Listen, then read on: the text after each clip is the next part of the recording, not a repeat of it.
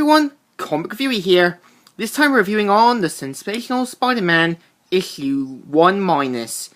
Now, as you know, 1- and also the flashback issue series was about going back into characters' pasts, origins, and so on.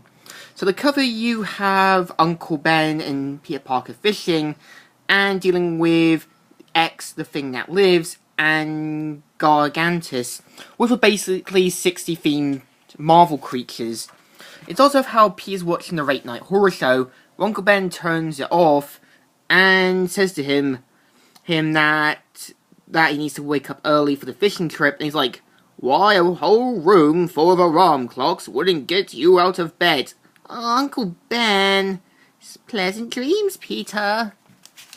And you see Peter Parker reading his comic books about Fin Fang Foom, and basically falls asleep, where Stan Lee introduces the premise of the story.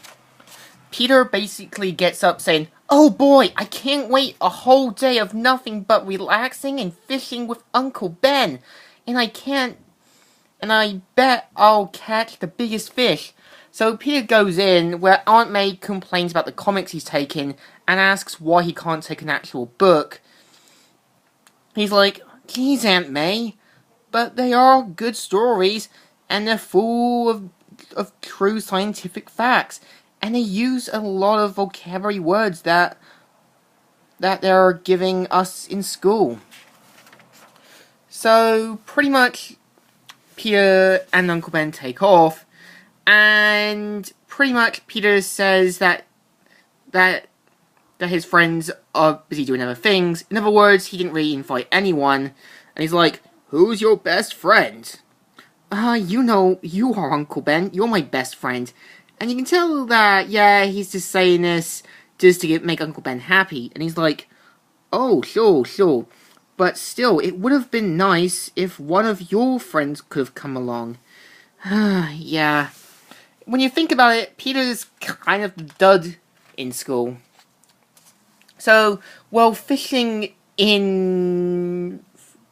there's something that happens, and you've got one of the creatures from Peter Parker's comic book smashing the ocean through, and Uncle Ben and Peter run, while at the same time dealing with Groot. Now, again, this isn't the one from Guardians of the Galaxy. This is a totally different Groot that was created by Stan Lee, and he's like, "I am Groot, Monarch of Planet X. Submit to me. It is futile for you to resist. It's gonna get us!" And so they run off quickly, and at the same time get smashed to pieces by Van Doom. And he appears quite shocked. Well, Uncle Ben believes that they're not gonna get found, but Uncle Ben stupidly breaks the branch by accident. Yeah, this is probably why you should always be aware of your surroundings. They leave off saying, "He sees us! Go, Peter, run!" And right here, you can tell that there's a certain Marvel villain, as a little Easter egg, trying to manipulate things. So, pretty much Fandom and that get into an argument.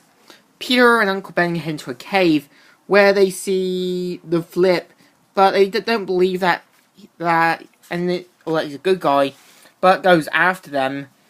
Peter finds a way to beat them, and basically throws the pole in that, making it into a giant lightning rod that fries them. Afterwards, Uncle Ben gets taken by another monster, and suddenly Peter wakes up, and Aunt May's like, "Peter, my word, what is it, dear?" "Uncle Ben, you okay? But the monsters."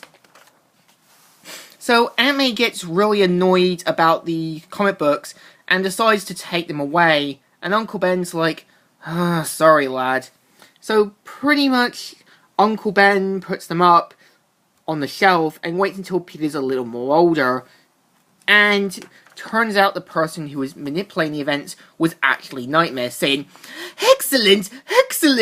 The entire fairy oozes with the dream energy I was able to gather from the young boy, this Peter Parker." So pretty much Stan Lee knocks Nightmare out, and ends the story with Excelsior! So, yeah, this is basically the story. So, what I think, even though it's comic book filler, it actually has a pretty interesting story. Peter believing that monsters exist, even though in the Marvel Universe they do exist. So this was this is back when Peter Parker was still young. So I give the comic a good thumbs up. Still good and still alright. So, comic reviewer here, signing out.